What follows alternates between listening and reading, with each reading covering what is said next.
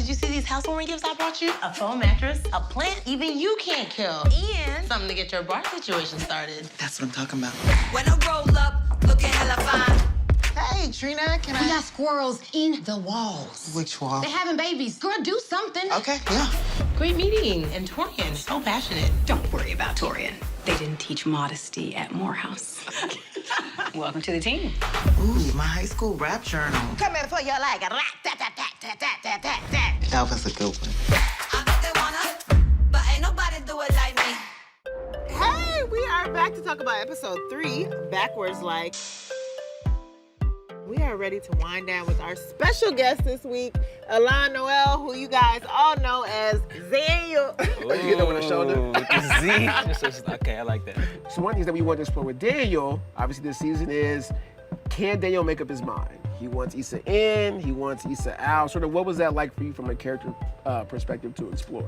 I think Daniel wants Issa in. I mean, he's clear with that. It's just Issa is much more depth at compartmentalizing than Daniel is. Daniel knows what he wants, and he goes for what he wants. One of the things that we loved in the room was like, what do they give to each other? Well, for one, they're both like struggling in their careers, and I think Issa thought Daniel was more advanced in her career than in his career than she was, and I think we saw some of that in episode 2. It's just like, you had a track with Ty Dolla $ign, you've been killing the game, and so to be exposed to his insecurities was one thing. But this specific episode, we got a chance to see what Daniel's flaws are once and for all. I think what's so interesting too about Daniel is there's these two sides of Daniel that exist, which are the side that Daniel, and I think that's all of us with our insecurities, show one side of us and then show what we're really thinking. And I think episode 2, Daniel goes, he kind of has a moment with Khalil and he says, I got good, but Khalil got famous. And I think with Issa in the scene in the restaurant, he basically says, we're all cool and all that's fine, but at the end of the day, who are you to judge me on your career?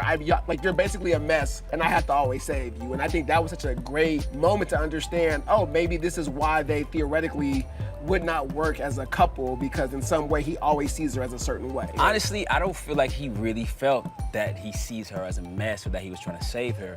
I just think in that moment what he needed her to be was sort of what he's been for her, which is a support, you know, and especially in that particular moment, given the circumstances and the frustrations around that moment, he wanted her to sort of be able to do what, you know, what he's been able to do for her, which is like say, you know, I think that just to hear him out a little bit more. It was that he was speaking facts. We could argue about this all day. They're speaking truth. Yeah. There's a thing of just like, I know what you're struggling with. I know what you're most concerned about, and I'm just gonna feed that back to you because I'm hurt. I'm gonna lash out at you because I'm hurt, and because they go back such a long time, he knows that. He's seen that. He's observed that. People say dumb stuff sometimes that they don't necessarily mean. True. Which I think is which was just kind of like what Issa and Daniel have always had. And I think that's what it comes down to. It's just like they will always have that thing of just like, I'm gonna hurt you where it hurts the most. I'm gonna hit you where it hurts the most, and that's kind of why they know each other's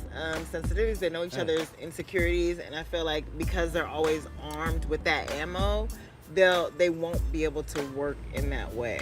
There's a lot of unprocessed emotion. Like, yeah. You go back to season 1 with what she said to him about being a scratch that, you know, I don't even remember because I'm trying to have cognitive dissonance. It's as far as yeah. I'll bring it back. It's the issue trying to scratch. Well, you just re-traumatized me, but it's cool. So, you know, that was the thing that kind of was an expression of, she didn't really mean that, I don't think. Hopefully not, did you? I don't think so, because she came back to his couch. Right. So this is like the first real chance where she's like, we have an opportunity to explore this relationship and we're in such a good place. But her friends see it otherwise. The Mollys, the Kellys, the Tiffanys of the world, are they in a position to give plausible advice, or is it bias? See, you almost convinced me that you already I'm like, fuck my friends. Not even But no, I understand in that way, but they also they've heard the story. They've heard the story of Issa and Daniel within the context of Lawrence. So now that we've removed within the context of Issa.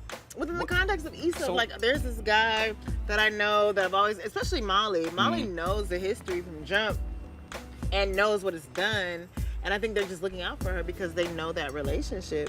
Are Issa and Daniel holding on to the idea of who they were then back in high school or who they are now. And I think that's what's really interesting is that's part of the adulting theme that we talked about for the season of, am I holding on to a fantasy or an ideal that is my childhood version of this relationship versus the adult version of this relationship? So it's nice to see sort of where this might go.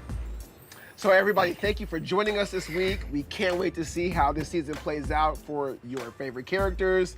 And we will see you next time, guys. Cheers. Cheers. Cheers. Cheers. Cheers. There we go. Mwah. Is that real alcohol? Absolutely. What? Ain't no fraudulence in Just Daniel drinks a lot of fruity stuff. berries.